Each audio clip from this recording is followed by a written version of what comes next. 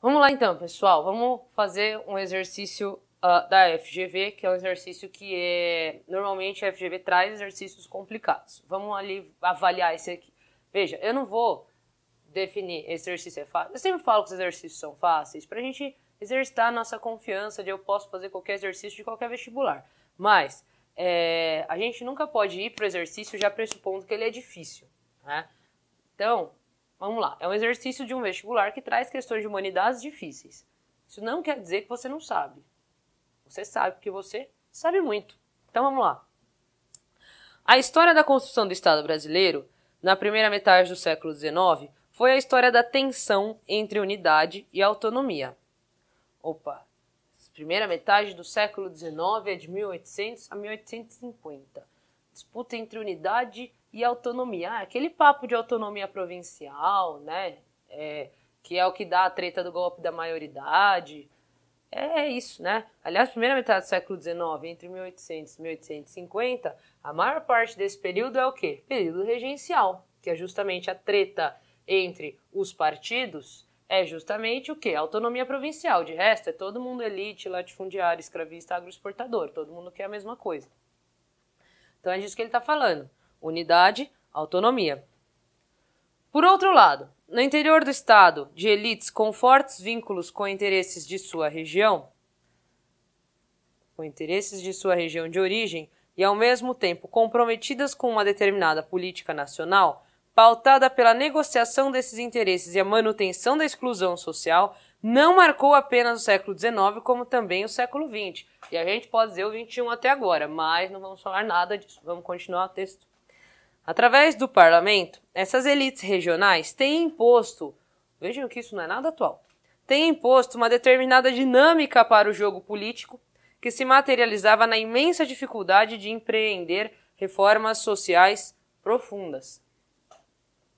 O que ele está falando? É exatamente disso, que existe uma treta aí entre autonomia provincial é unidade, existe esse conflito. Entretanto, todo mundo é elite, escravista, agroexportadora, latifundiário.